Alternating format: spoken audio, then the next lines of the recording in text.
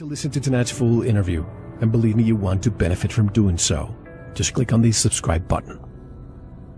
And as you know, Veritas is more than paranormal. It's more than the mysteries of the universe. We deal with many topics.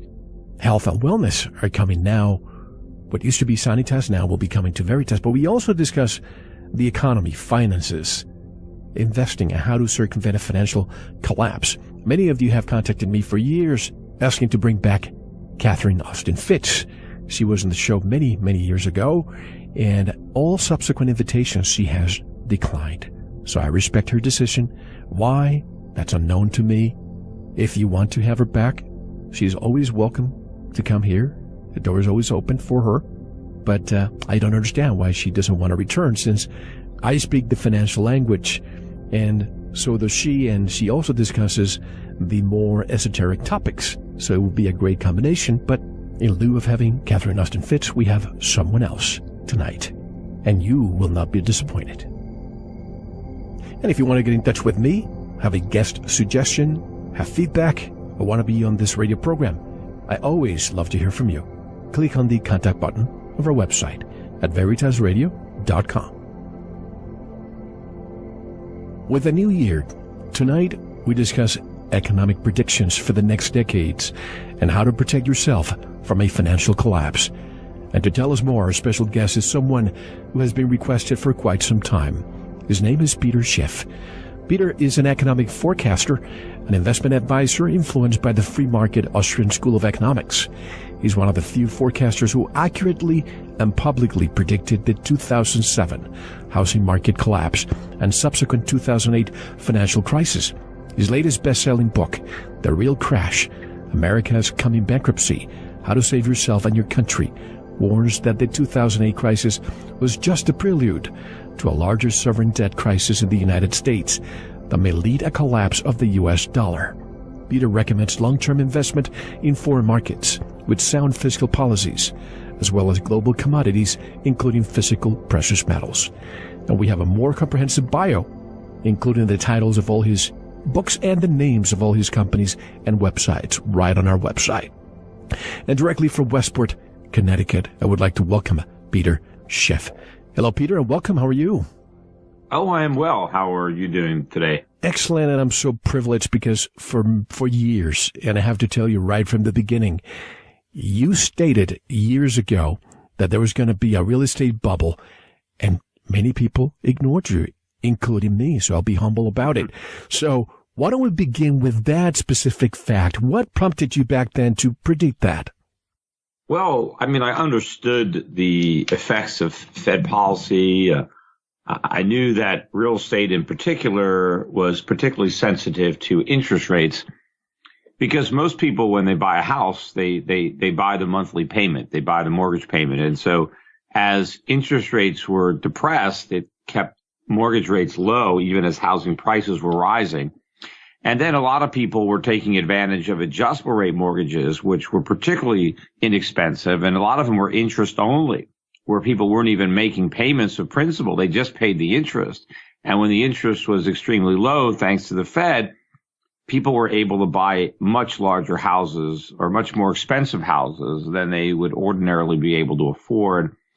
And so I saw this, and I saw the impact that rising real estate prices was having on the economy, on consumption, on the ability of people to transform their real estate riches into spendable cash by refinancing and turning their homes into ATM machines. And I saw the lending standards going out the window and, the proliferation of no doc, no down payment mortgages where people could buy houses without any money. Yep. In fact, there were certain circumstances where you can get cash back.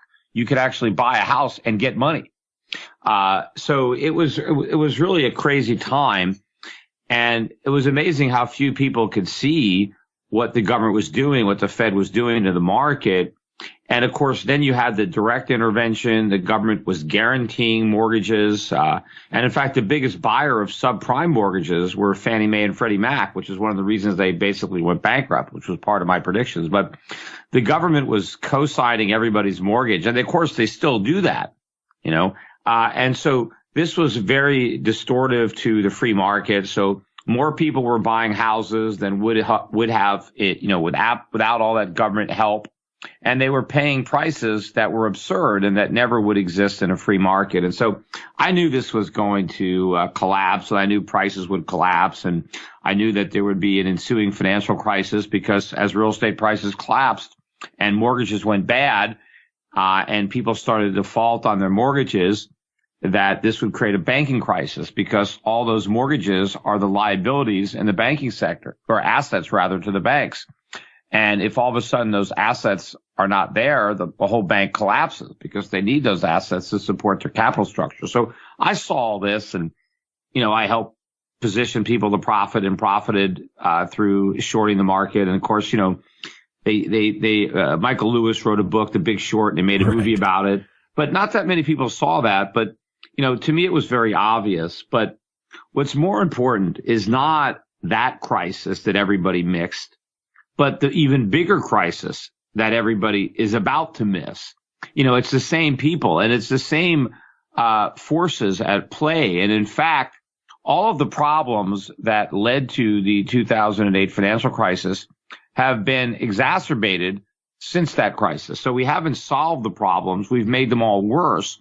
And so it's the same disease, only we now have a much more severe case of that disease. And it's about to become inflamed. And, a lot of people are very optimistic about Donald Trump now. Of course, these people were petrified of a Trump presidency right up until the point he was elected. Now everybody is euphoric, at least in the market.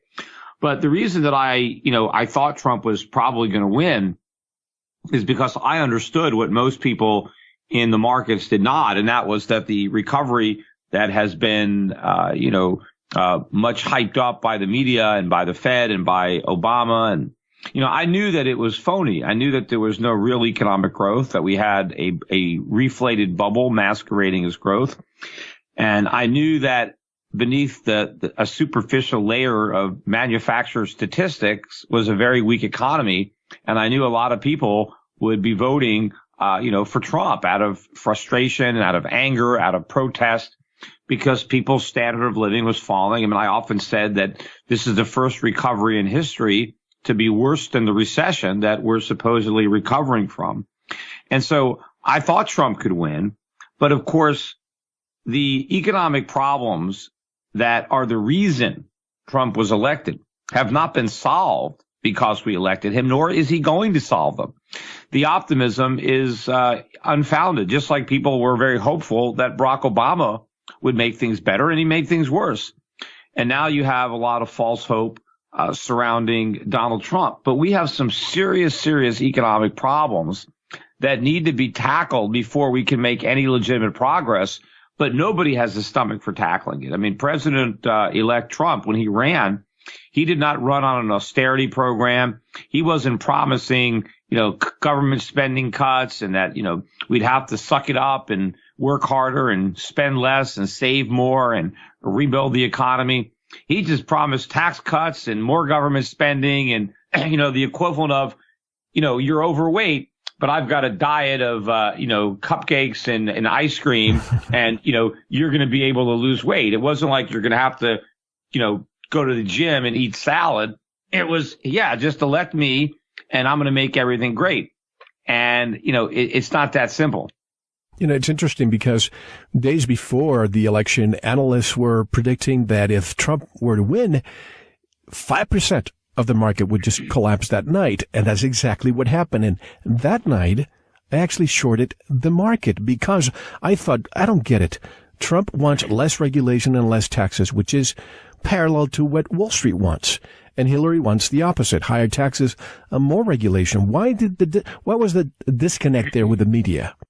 Well, obviously one of the reasons is the media wanted to create a situation where people were worried about voting for Trump so that they wouldn't do it, right? Oh, it's going to be terrible if Trump is elected, so we better not vote for him. Like Brexit or Norway. Yeah. But I always said, too, that, look, Trump, if you want to be in the market, Trump is more business friendly, at least his rhetoric, right? He's talking about less regulation and lower taxes, and Hillary is talking about more regulation and higher taxes. So how can that be good? But I think people were worried about the uncertainty of saying the status quo, about protectionism or things like that, because it's a very fragile system. I mean, the whole thing is a gigantic bubble. In fact, interestingly enough, Donald Trump talked about the bubble in the stock market when he was a candidate. Now he's claiming credit for the rally. He's like excited about the market going up. But, you know, if it was a bubble before he was elected, it's a bigger bubble now. I mean, it's just more air in it. So, you know, I didn't understand the reasoning why the market should go down if Trump won. I mean, there were other reasons for the market to go down, like it's very expensive. But Trump is more market friendly than Clinton, but the market's going to have a lot of serious problems. I mean, yes, if corporate tax rates are cut, then that would increase the valuation of stocks, but stocks have a lot of debt, and I think Americans are broke. And as the economy weakens and interest rates rise, ultimately the dollar is going to fall, and it's going to be very tough for the U.S. stock market. But it still might go up in nominal terms, but it's not going to make any headway in real terms. Speaking of the bubble, the Dow is racing to 20,000, and the S&P is already at an all-time high, gaining 29 points today. Two words come to mind from Alan Greenspan: irrational exuberance. Let's begin with the markets. Are they going to continue going up for some time?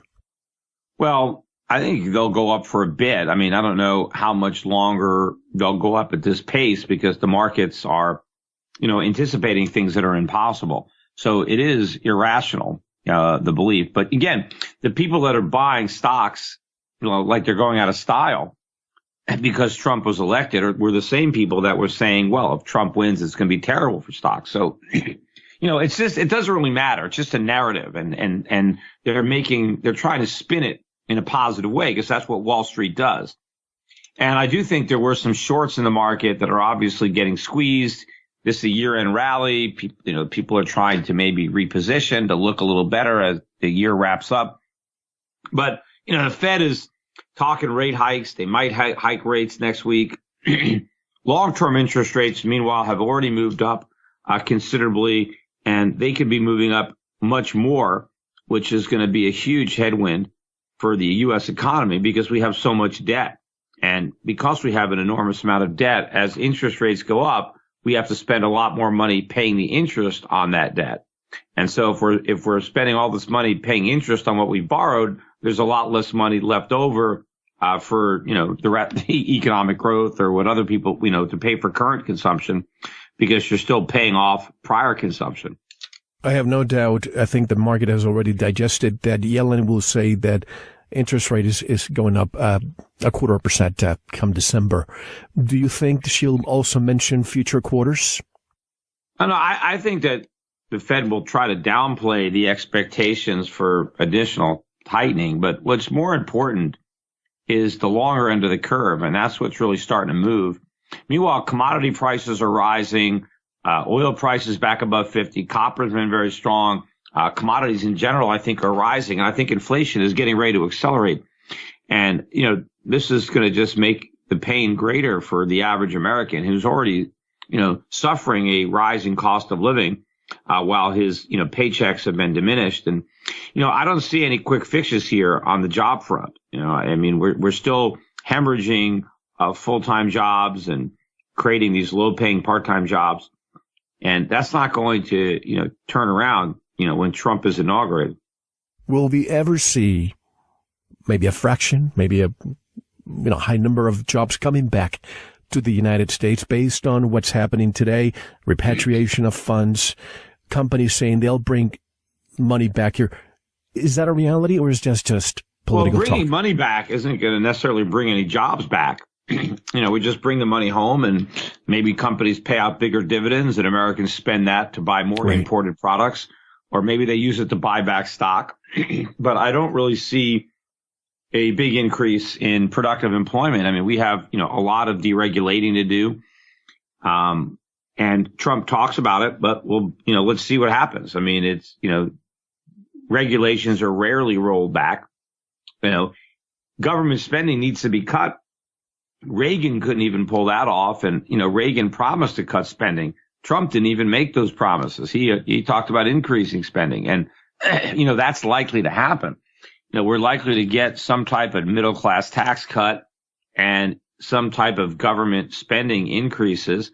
All of that is just going to add to the deficits and inflation and ultimately, lower standards of living and destroy the value of the dollar. So before President Obama leaves office, we have, about $20 trillion of debt. And to that, you add $3 trillion for local and state governments. How much more debt can we leave our future generations? And can we really pay it? Oh, no, we can't pay it. I mean, paying it is impossible. But the question is, can we service it? Can we just pay the interest on the debt? And the answer to that question is not if interest rates go up. As long as interest rates stay this low, then we can keep paying for a while. But at some point, interest rates have to go up. And if they don't go up because the Fed won't let them go up, then it's the dollar that's going to crash. But one way or another, right, either we default on the debt because we let interest rates go up, or we inflate it away because we don't. But either way, the people who are owning the bonds are not going to get paid, right? Because they're going to lose their money or the money is going to lose its value. But they're not going to get back their purchasing power. Going back to the real estate bubble for a moment, why did most of the population ignore the signals of this bubble bursting? Was it because we kept hearing the real estate prices historically never go down? It's a solid investment. What really triggered the people to continue? Well, I think it was, popular delusions and the madness of crowds. I mean, most of the people who didn't see the real estate bubble owned a house. And, they didn't want to admit that the asset that they owned, their biggest asset that they thought was going to appreciate indefinitely, they didn't want to acknowledge that it was a bubble because this was their ticket to retirement. I mean, the idea that you can just buy a home and live in it, and as you live in it and enjoy it every year, it just goes up in value by $50,000, $100,000. I mean, average people, if you were a teacher, school teacher, or fireman, and you were, 40 years old, you thought you'd be a multimillionaire by the time you were 60 because how much your house was going to be worth. And so nobody had to save any money. You can buy whatever you wanted because the house did the work for you. In fact, I think a lot of people didn't even think they needed a job. They just thought if they bought a house, that was the only job they needed. The house would do all the work. So it would just keep going up in value and they could keep, borrowing the money.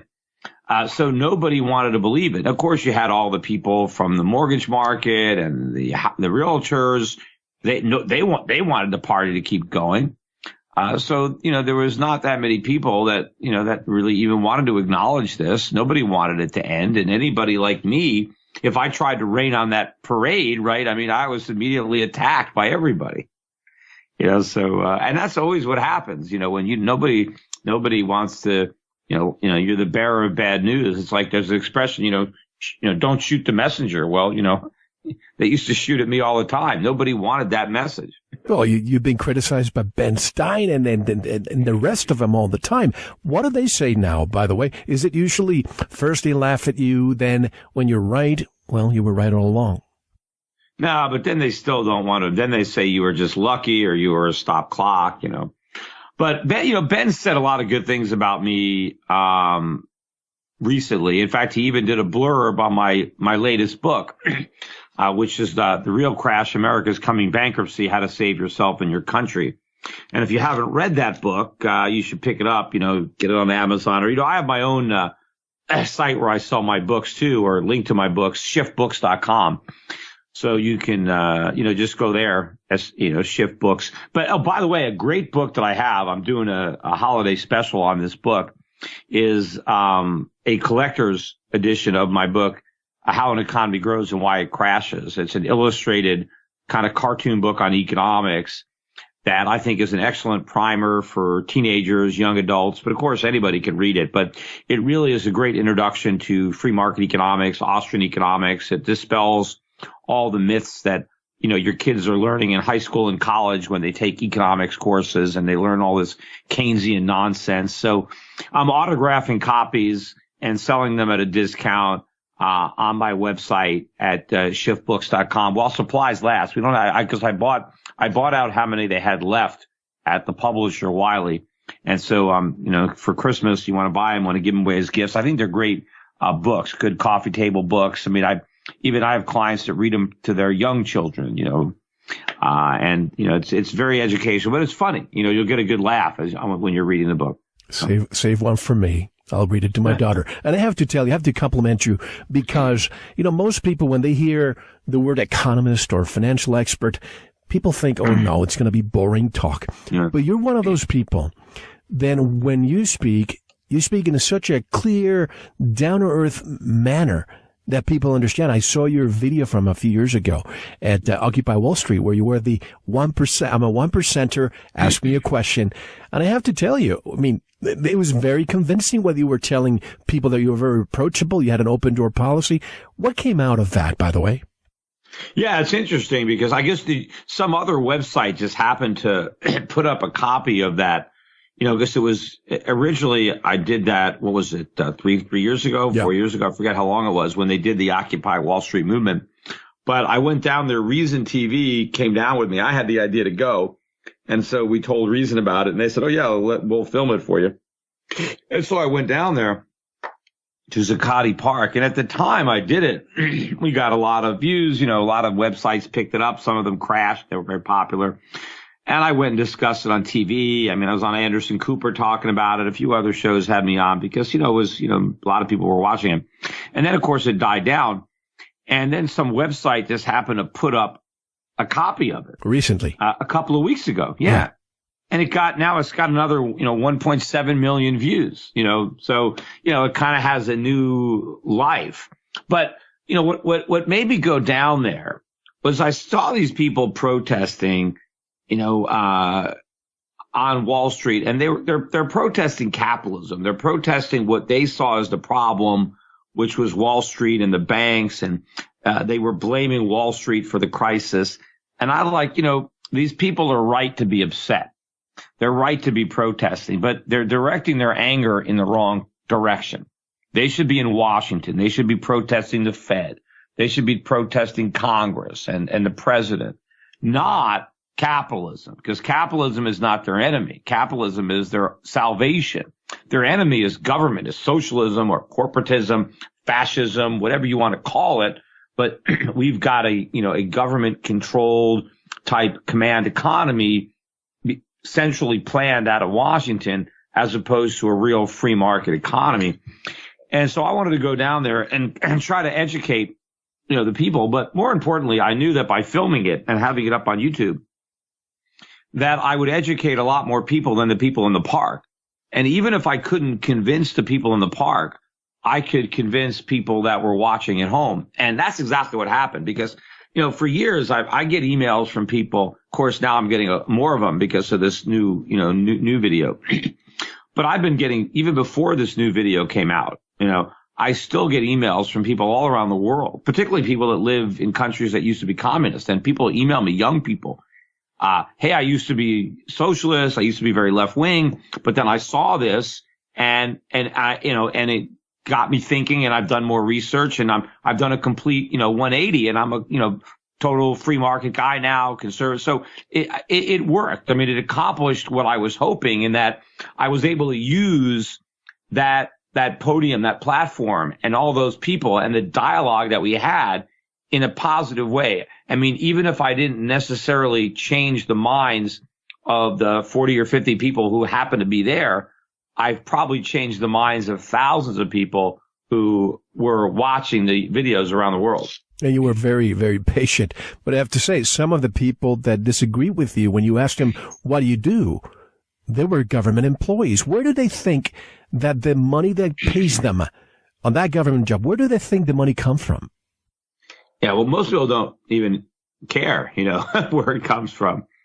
But yeah, in fact, people that work for government don't even pay taxes, really. They think they do, right? Because they get a paycheck and they have taxes taken out of it, but it's not really paying taxes. If you work for the government, let's say the government pays you $50,000 a year, and then you pay $10,000 in taxes. The government is paying you $40,000 a year. Right. You're not paying any taxes at all, because you're not giving the government anything that they didn't already have. You're just giving them back a little bit of what they gave you. But the net effect is that the government is not getting tax revenue from its own employees. It is paying its employees. So all the taxes have to be paid by people who work in the private sector. That's the only reason that government workers can get paid. They do nothing. They're not supporting the government at all. They like to think they are, but they're not. They're living off the taxpayer. They're not taxpayers. They're tax takers. Let me go to Dodd-Frank for a moment. Do you think Dodd-Frank was the answer to the real estate bubble bursting? Hell no. I mean, first of all, Chris Dodd and Barney Frank were part of the architects of the financial crisis. Right. They were in bed with Fannie and Freddie. I mean, they were, so to have them try to find the solution is like the fox guarding the hen house. Or even, let's hire the mafia to solve our crime problem, right. And so, no, Dodd-Frank never should have been passed. And it's done more harm than good to the extent that it's even done good. But the reason that we had a financial crisis is that government intervention into the market created the conditions that led to that crisis. So what we should have learned from our mistakes is that we want to remove all these government interferences, these impediments, these subsidies, these regulations that distort the markets and that lead to this type of reckless risk taking and bubble blowing. But we didn't do that. Instead of reducing the role of government in the markets, we expanded that role. And so now the governments are able to do even more damage than they were before. How responsible do you think was Glass-Steagall, the removal of Glass-Steagall in maybe during the Clinton times? How responsible was this for the creation of the bubble? Minimal. It was more the Federal Reserve, and Fannie and Freddie and the FHA had been there all along. But the real problem with Glass-Steagall was the fact that we even had it. I mean, the problem and the need for some of these regulations all stems from the bad decision that Franklin Roosevelt made in the 30s for the government to insure bank accounts. And of course, when he made that decision, the insurance only applied to a small percentage of the deposits. But it's, the camel's nose under the tent. Once we made the mistake of, going down that road, now the government insures pretty much everything. Why was that done, though? Was it Roosevelt enticing people to put their money back in the bank accounts after the Depression started? Yeah, because, there were some banks that failed. I mean, a very small percentage, and some people lost their deposits. And so the idea was, okay, the government's going to guarantee these bank accounts so that you won't have to worry about losing your deposit. But I want people worried about losing their money because then they'll be careful about which banks they entrust it to. But now you have this moral hazard where nobody gives a damn what the bank does with your deposit because it's government guaranteed. Now the banks know this, so there's no point in the banks competing for safety. So they just, do all kinds of reckless things. And now you have to have government kind of monitoring the reckless behavior of banks, but they're only acting recklessly because the government removed the free market incentive not to.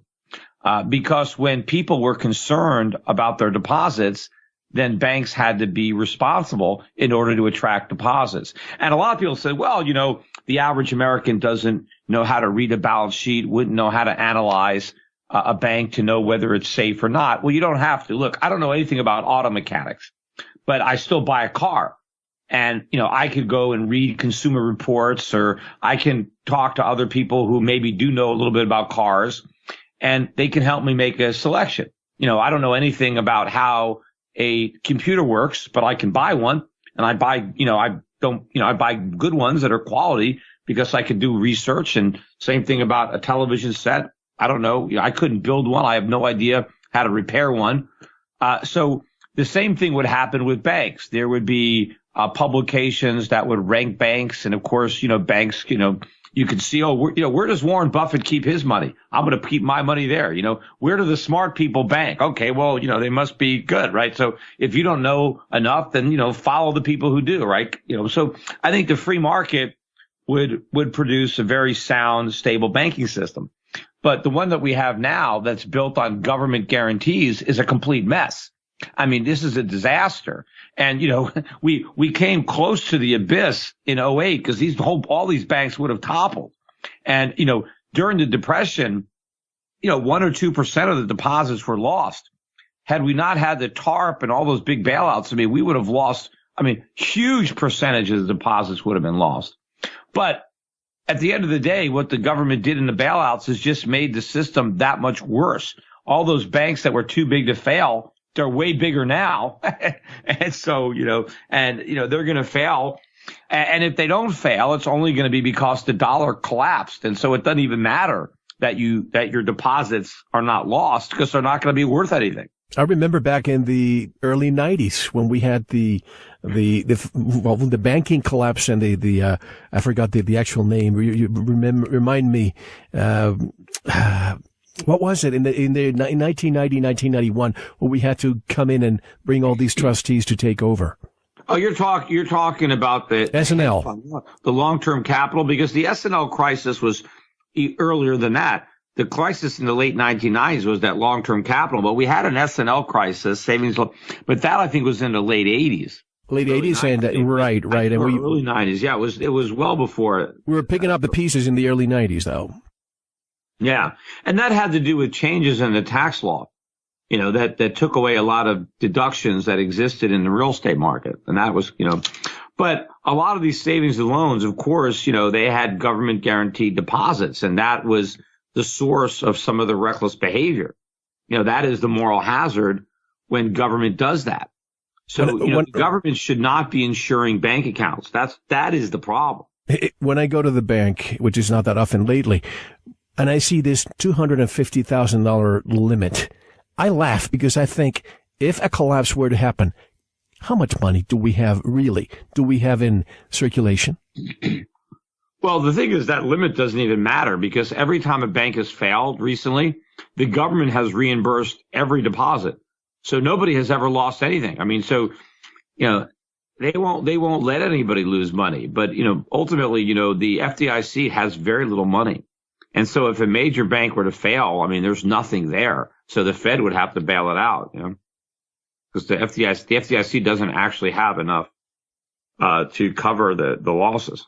Speaking of government guarantees, I think this is, in my opinion, another bubble that's coming. Student loans. What's your take on this? The student loan bubble has been growing for years. In fact, I wrote about that pretty extensively in my book, The Real Crash. And of course, the bubble has gotten so much bigger since I wrote about it. But that is another example of government creating a problem and then holding itself out as the solution to a problem of its own creation, and then making the problem it created even worse with its so-called solution. At one time, college degrees were very valuable, but not very expensive. And not that many people actually went to college as a percentage of the population. But if you were the type of person that would really benefit from that education, you could get one. And even if your parents were of relatively modest means, but you wanted to go to Harvard or Yale, they could swing it. And even if they couldn't, you could get a job over the summer and work your way through college. And, that was very common for much of, the 20th century, or certainly the earlier part of the 20th century. People worked their way through college. Nobody graduated college with debt. Debt is a function of government. What happened is some politicians decided that, hey, we can get students to vote for us if we promise to get them so they can borrow money to go to school. So they won't have to work a summer job or they won't have to work evenings. We'll just arrange it so they can borrow money by guaranteeing the loans. And hey, everybody saw, that's great. I can just borrow this money, right? Well, the minute this happened, this started this big bubble because then the colleges, instead of having to compete for students by keeping their tuition low, now the students could pay the tuition no matter how high it rose because they could always get the money because they could borrow it. And normally, a bank wouldn't loan money to a kid that, 18, 19. What's the collateral? Nothing. But once the government co-signs the loan, well, everybody wanted to loan money to these 18-year-olds. And they didn't care, what they were majoring in, if their major had any economic viability. They didn't care if they were an A student or an F student because the government didn't care. All the loans were guaranteed. So we created this situation where colleges and universities could use this student loan program. They milked it. They kept raising prices. The students kept borrowing the money. They would raise the salaries of the teachers and the administrators, and then they would build these fancy gymnasiums and, all kinds of housing and this huge bubble. And it was all because of this government money. Meanwhile, everybody was, funneled into the university system. Everybody was told you have to go to college. Everybody has to go to college, whether you're smart or whether you're an idiot. Colleges actually had remedial and still have remedial math, remedial English. We have people going to college that shouldn't even have graduated high school, but they were pushed through high school, no child left behind, whether they can read or not. And you have people literally who are functional illiterates going to college and, taking remedial courses. And, they're never going to benefit from these degrees. Everybody's got a college degree. In fact, if you want to see a funny video that I shot about 3 years ago when I was in New Orleans, I happened to be there for a conference. And so I took a microphone and a camera and I walked down Bourbon Street and I was asking all the people that worked there one night. And of course, you got bouncers, you got strippers, you got bartenders, you got pedicab drivers, all kinds of people doing, menial, no skill, low skill type work. And I asked everybody, did you go to college? Yes. What was your major?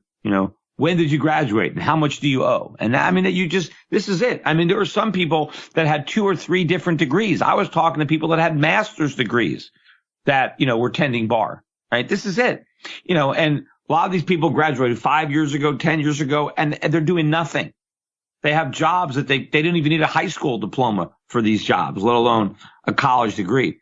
But, and this is all government schools. Government, we don't really have private education to a great extent because the government takes all the money in taxes and property taxes.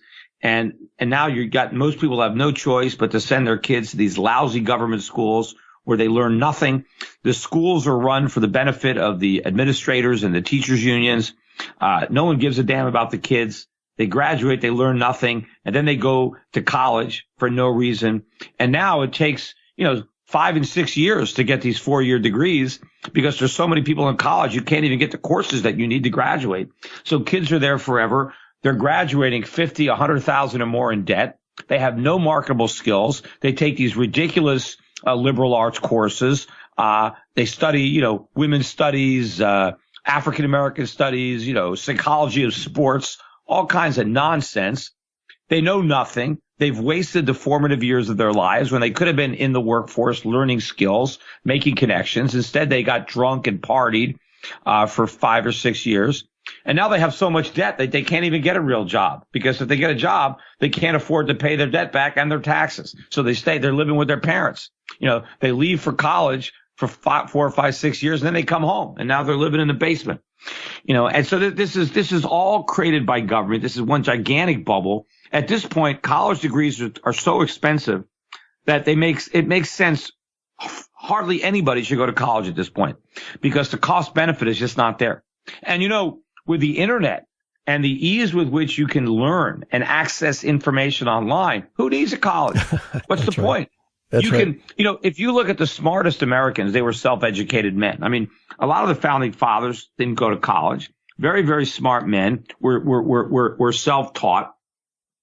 In fact, it's interesting if you when you go to that YouTube channel and if you look at my video about the college I talked about in New Orleans, if you look about that, if you read the description of the video, right? It's a very interesting description, but I point out the 3 wealthiest Americans who have ever lived, right? John D. Rockefeller, Andrew Carnegie, and Cornelius Vanderbilt, right? Those are the wealthiest Americans. I think the net worth of these 3 is estimated.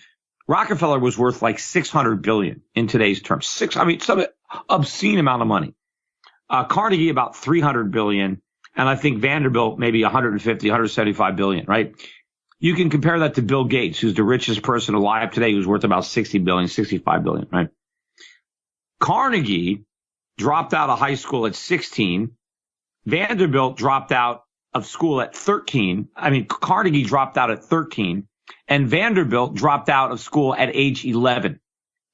So here, guy only went to school till he was 11 years old, yet built an empire, and so you can learn a lot.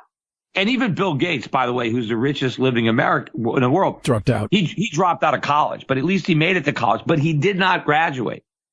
So, some of the richest, most successful Americans of all time never went to college, so it's been oversold, overhyped by governments and teachers unions.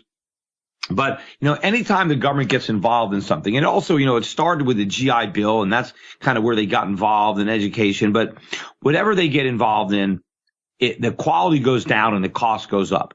We want a free market, and we want to get government completely out of education, no government loans, no government guarantees. I like to see government out of K through 12. I like to get rid of all these private schools and let entrepreneurs compete for students in the free market. Because then you got to deliver a good product. Then you got to sell the parent on sending the kid to that school. Hey, my school is great. Here's our graduation rate. Here's what percent of our kids get into Ivy League schools, or here's how the jobs that people get when they graduate from our school. Instead, the public schools have a captive audience. You got to send your kid to this school. You live in this school district. Your kid has to go here. So why would you expect good education with zero competition? No, you were running for senator years ago. We just wonder why you weren't elected. Well, enough people didn't vote for me. The person who I ran against in the primary was Linda McMahon. She lost in the general election, but she just got appointed by Trump to be the head of the Small Business Administration. That's right. I just saw that today. Yeah. Now, it's George Carlin used to say, all you need to be admitted in college these days is a pencil. But I see so many similarities between the real estate bubble and the student loan bubble. All these kids that go to college these days, I want to be an underwater basket weaver. Shouldn't there be an organization, at least if they keep it going with government guarantees, that looks at the future? Let's say that it takes 4 or 5 years for you to finish your degree. Shouldn't they look at the future to see if that job will be in demand? And if it's not, well, how do they even know? People even know. Look, the government should not be involved in this at all. That's the only way to do it, and that would get the cost down. If the government stepped away and no longer provided loans or guaranteed loans, colleges would have to slash their prices. That's the only way they would have any customers, because nobody can afford to go without the government help. Well, take it out of the equation. Take the bank, the government out of the equation. Let's leave it between the bank and the student then. Shouldn't the student provide, if you and I need to buy a business, we need to provide a business, but you know what? A business plan. Most banks won't loan students money to go to college. It's too risky a loan, without the government. No collateral. Here's the point. Here's the point though. My father, for example, went to college, and his parents had no money. So he waited tables over the summer at a lodge in the Catskills, and he paid for school. If the government got out of the way, college would be so inexpensive that nobody would have to borrow money to go. That's the point. Because they would have to compete. Yes, the only reason college is expensive is because of the loans. Take away the loans and the prices go down. And of course, not as many people would go to college, right? So you wouldn't have to spend 6 years. You can get out in 4 or 3, but people go to college now, that shouldn't go. Why? If you could barely get out of high school, if you're one of these kids that, was a C student in high school, what's the point of going to college? If there are a lot of, you can make a living. You don't have to be a doctor. You don't have to be a lawyer. There are a lot of people, you can make a very good living, doing stuff that you don't learn in college, I have to say, for the longest time, I worked for a Fortune 100 company. And at the beginning, I had to stop going to college because I was being promoted. But it was the pressure from everybody. Well, if you need to be promoted, you need to have your degree. It really didn't make a difference to me, but it was that pressure. Now, these kids, there's so many derogatory terms being used against them. Basement dwellers, snowflakes, millennials, you name it. But at the same time, these kids are coming out of college with a degree that's worthless. They cannot buy a home. What will that do to the real estate market in the future when all these 20s and they can't even rent an apartment? Right. Yeah, that's how broke they are. You know what? It would be much better instead of leaving home when you're 18, you graduate high school, and living in a dorm or off-campus housing and borrowing all this money going to college. Just skip college, live with your parents, for a few years after you get out of high school, get a job. And then when you're 21, 22, you'll have a good job. You'll be making some money. You won't have any debt. Now you can move out of your parents' house and live on your own. What's the point of going to college for a few years and now you're stuck in your parents' house until you're in your 30s or 40s? I asked somebody from the government the other day, why do we have to guarantee student loans? And the answer was, because there's too much money to be made. That's why lobbyists are totally in favor of keeping it the way it is. How do we remove that equation? Well, look, the universities love it. They make a ton of money, right? Colleges, the lenders, the banks make a ton of money. The losers are the students. They're the ones that end up with all the debt, or the taxpayers are the losers when the students can't repay the debt and they're stuck with the bill. So, this is a situation, though, where government gets involved in housing. And so they run up the cost of housing. And now we have a housing bubble. We have all this mortgage debt. What are they doing with automobiles? Look, we got an auto bubble now. That's right. Because all these, cheap money and government, took over a lot of the auto lending and bailed out the auto companies. And, now people, auto loan is kind of like a mini mortgage now for people. And so, the government, anything the government gets involved in is a complete disaster. On the other hand, look at the things where the government is not involved, like, consumer electronics, right? There, everything gets better. Everything gets cheaper and everything gets better, That's because that's the free market. That's competition. So we want that in education. We want that in housing. We want that in healthcare. The government has screwed up healthcare. Why is healthcare costs rising so much? They always try to say, well, the reason that healthcare is more expensive is because, now it's more sophisticated. We can do more things now. It's more complicated, so it costs more. That's what they would say about computers. If governments made computers, we would be, well, why are computers so expensive now? Well, because look at all the things they do today. I mean, the computers are a lot more powerful than what they used to be, and they have they're a lot more complicated, and that's why they cost so much money. But the reality is, computers are cheaper today than they were 5-10 years ago, even though they're better. So that's what the free market. If we got the government out of healthcare would be cheaper today. It'd be better and cheaper, right? It would be just like a cell phone or flat screen TV. That's what the free market does. It makes things better and it makes them less expensive. The government makes things worse and makes things more expensive. Now, there's this propaganda. I mean, as you saw during your 1%er meeting there in New York, many people, when they hear Wall Street, when they hear capitalism, they have been brainwashed by I don't know who to completely demonize that aspect, and they just want to trust their well-intentioned government. Yeah.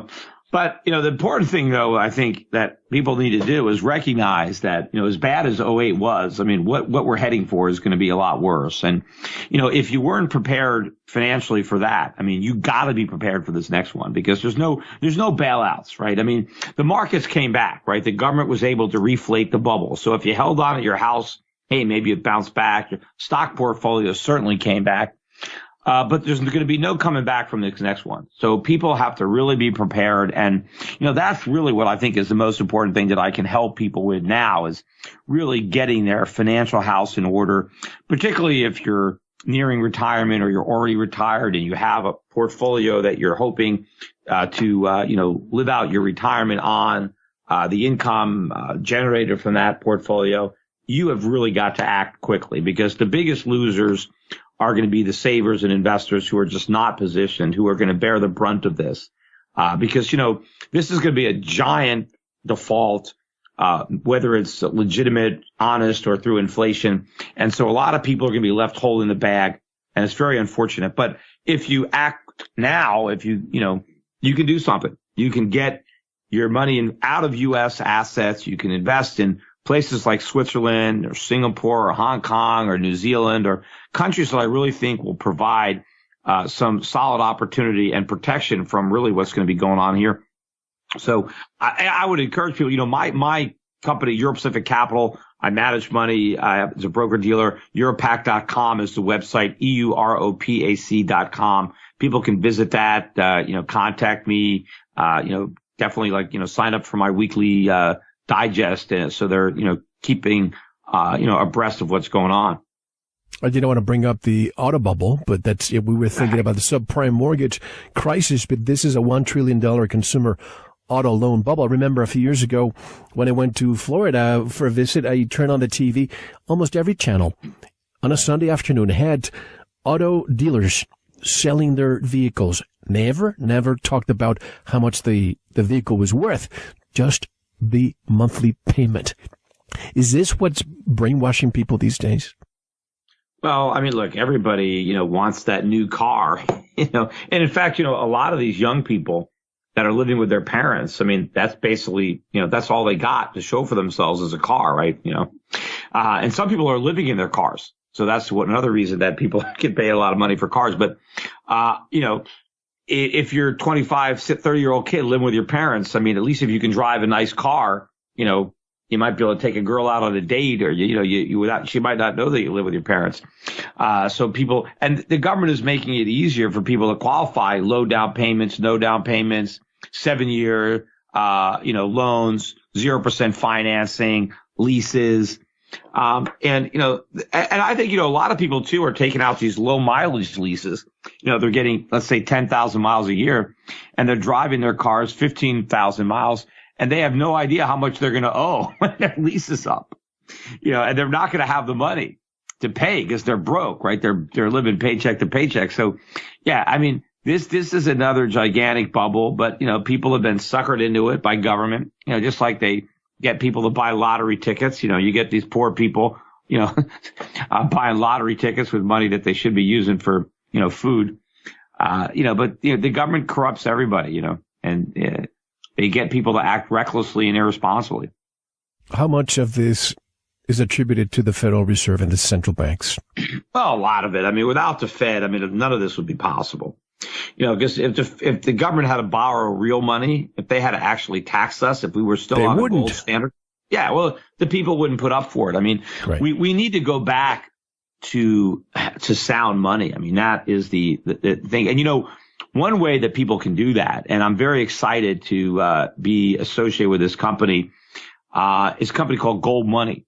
And my gold company, Schiff Gold, is now part of Gold Money. I sell physical precious metals, but Gold Money, and everybody listening to this interview, the first thing that you should do at the end of the interview is go to goldmoney.com and open up an account. Right? You go, it's very quick. You can do it for free.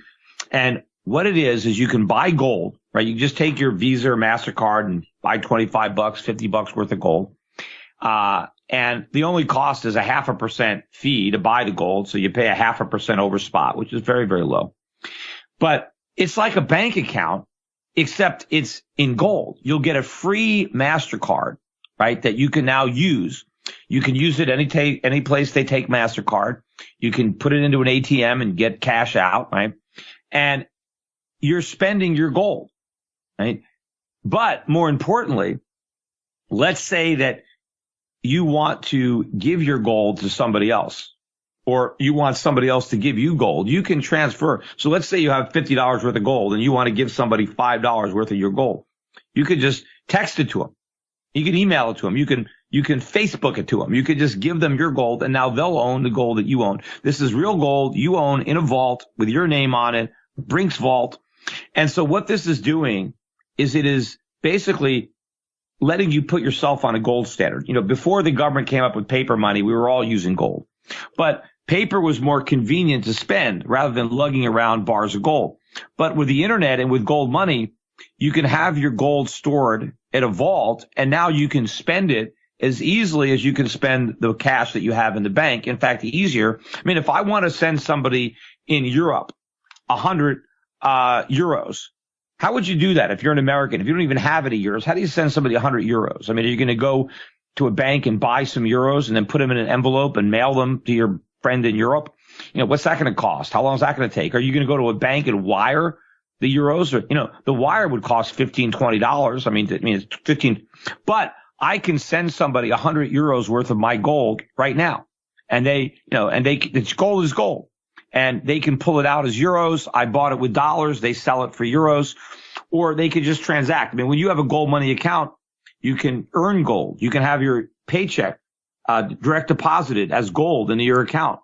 If you're a landlord, you can allow your tenants to pay their rent in gold. Then you can pay your bills in gold. I mean, they're going to develop an entire ecosystem. Right now, they got 1.3 million users. I think they'll have 100 million users all around the world that are going to be now in a platform where they can transact with one another in gold, but transact with everybody else in paper money because they have a debit card. And the guy on the other side of the debit card doesn't know, that you've got gold in your account because he's getting euros or dollars, wherever you're spending. But I think it's going to be like FedEx disrupting the post office or Uber disrupting the taxi cabs. The government's product, government money, is no good. It loses value every year through inflation. You put your money in the bank, you get no interest, and there's always the risk that the bank fails. So you got to put your money into the banking system where it's at risk. They pay you nothing for taking that risk, and inflation is eroding away the value of the money that you don't spend. Alternatively, you open up a gold money account. You have real gold in your account. It doesn't lose value. There's no risk of failure because it's not a bank account. It's not a liability. You own the gold. In fact, you could take physical delivery of your gold whenever you want it. That was my next question. What about the people who say, well, I don't trust people who say they have the gold if I can't touch it? No, you can have it whenever you want. You can order it out. You can get it in as small as 10-gram cubes, right? So it's there. It's deliverable. It's yours. But I can buy a cup of coffee with it. I can buy a pack of chewing gum. So you can spend tiny amounts of your gold, or I can buy a car with it. I can, buy whatever I want. So I think it's a great system. I think it's just going to explode. It's like a PayPal, only better because it's PayPal with gold, right? And it's going to be universal. I'm on their website right now. I think I'm going to take payments with this because I've been taking payments, of course, cash and so on. Bitcoin. What's your take on Bitcoin? Before we can talk about gold money again, because I want to revisit it. I think gold money is better than Bitcoin because Bitcoin has no history as being a commodity. It's just being used as money, but it has no alternative use other than that. So if people decide they don't want Bitcoin anymore, it's worthless. But gold has a multi-thousand-year history as a valuable element, as a valuable commodity that people want, irrespective of its, function as money. So you really know what gold is worth. You have long-standing relationships between an ounce of gold and a barrel of oil. You go back to Roman times, and if you lived in Rome thousands of years ago, a quality toga, Roman toga that, maybe a senator would buy, that Roman toga costs an ounce of gold, a good toga. Well, how much is a good suit? Gold's $1,200 an ounce. That's about the cost of a quality men's suit, right? You have that relationship going back thousands of years. How much did a toga cost in Bitcoin? Well, who the hell knows? Bitcoin didn't exist until 5-6 years ago. So you don't have a historic relationship between Bitcoin, and Bitcoin has no value. You can't do anything with Bitcoin. I've got gold on a ring. I've got gold in my watch. People have gold in their teeth. There's gold in cell phones. There's gold in medicine. People use gold, right? It has, you can do things with it other than spend it as money. So, taking payment. If you're going to take payment in gold, it's cheaper. It's cheaper than Visa. It's cheaper than MasterCard. It's the cheapest way to transact online. Through gold. And of course, I don't even have to be online, right? I could just, they have an app. I think if my cell phone is next to your cell phone, I just directly pass some of my gold right from me to you. Wow. There's this concern that people have with Bitcoin that governments may say, nope, enough, no more of this. But with gold, as you say, multi-thousand-year history, 37.84 per gram is what I see on the website right now. Yeah, and by the way, if you have Bitcoins, you can use your Bitcoins to buy gold into your gold money account. They accept Bitcoin, so you can buy your gold with your Bitcoins. Well, that's what I'm going to do. The Bitcoins I get, I'm going to buy gold. But $37.84 per gram. Say somebody puts, say, $1,000. With the gold fluctuation, what happens next day when the gold changes? Do you still have 1,000? Yeah, your gram total stays the same. So if you have 1,000 grams, unless you spend it, right, your 1,000 grams are still there. But the dollar value of those grams is going to fluctuate as the price of gold changes. So if the price of gold goes up 1%, right, then your gold is worth 1% more than you paid. If the price of gold goes down 1%, then your grams are worth 1% less, right? There's going to be a fluctuation. But I think over time, the price of gold is going to go up. Look, when the century began, right, gold was under $300 an ounce. It's more than tripled, right? So, and I think it's got a long way to go. You go back to 1971, gold was $35 an ounce. Now it's, $1,175, right? So gold goes up. It doesn't go up every day. It doesn't even go up every year, but over time, it just goes up. That's the opposite of dollars or euros or yen. They just go down over time. They buy less and less and less. If you think back at, what could you buy for $1 10 years ago? What could you buy 20 years ago, versus what you can buy today? You can buy more with your gold, but you buy less with your dollars, right? Prices go down in terms of gold, but they go up in terms of dollars. Would you recommend this more for somebody who wants to make a deposit for long term rather than somebody who wants to, put money in and out? No, both. You can use your gold for commerce, or you can save it, right, for the future and spend it later. But the beauty of gold money is your gold is liquid at all times. In fact, I have my credit card in my wallet, my debit card, and basically I'm carrying around all my gold. You can have $1 million worth of gold in your account, and you're carrying it around in your wallet. You could buy a house with it if you wanted to. But also, or I could buy, something small.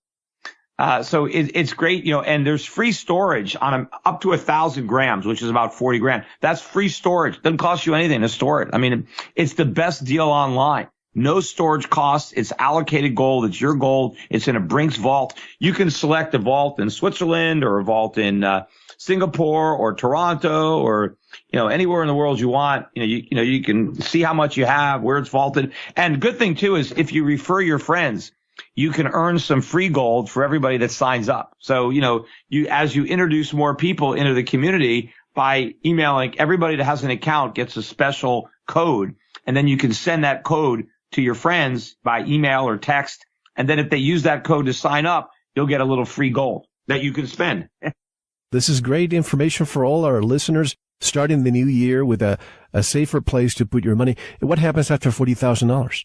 Well, then you got to start paying. It's very low. I think it's like 15 basis points a year. So for $100,000 of gold, above that, I think you'd be paying $150 a year for the storage. So it's not a lot, to have your gold stored. But for a lot of people, they'll never even get to the 40,000, the 1,000 grams. But by the way, too, right now, if you sign up right now, we just launched a promotion today. Whoever the 10 people that sign up the most users, right, in their referral between now and I think January something, the top 10 people will be auctioned off, and the winners are going to get 2 tickets to this year's Super Bowl, plus airfare to I think it's Houston, airfare and 3 days hotel and the tickets. So those who are listening to Veritas tonight that I want to refer to Gold Money, is there a way to have a special link for them to be? Yeah, well, if you wanted to, if you can put the link on your site, and then on the website to your show, make a banner and let people click on it, and then every time they sign up, you'll get a little gold. Let's do that, folks, because as you know, any funds that come our way helps with production. So just go to our website, veritasradio.com, and we'll have a banner right there. But we have one more hour left with Peter Schiff. When we come back, Peter was able to envision what the collapse was going to be, and he's envisioning another one. I'd like him to paint a picture, what the tripwire event might be, but most importantly, how to circumvent it or how to protect yourself from it. Peter, how can people get in touch with your work and be more familiar with it? Well, there's a lot of ways to find me on the internet. First of all, I do my own blog, podcast rather. I used to do a daily syndicated radio show, which I no longer had time to do, so I stopped at the Peter Schiff Show. But I do this podcast on schiffradio.com. So check that out. And the podcast is, also, iTunes, Stitcher, wherever they have podcasts, they pick it up. I do a lot of YouTube videos on my YouTube channel, Schiff Report. Go and, subscribe to my YouTube channel. If you're a subscriber, every time I do something new, you'll get an alert that there's a new video posted. And all my podcasts, I also end up putting on my YouTube channel as well. Well, again, also people should read my books. I mentioned schiffbooks.com. To get copies of my books, including the Christmas deal that I've got going now on how an economy grows and why it crashes. But remember, my gold company, schiffgold.com, and my brokerage firm and asset management company, Euro Pacific Capital, europac.com. That's really important, especially if you got the larger amount of money. You really need to protect yourself. Talk to one of my brokers about having us manage your money and getting your portfolio repositioned.